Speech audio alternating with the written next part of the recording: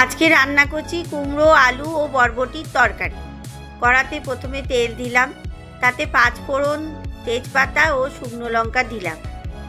দিয়ে ফোড়ন নাড়াচাড়া করে আলু দিয়ে এবং অল্প নুন দিয়ে নাড়াচাড়া করে চাপা দিয়ে আলুটা অল্প সেদ্ধ হতে রাখলাম।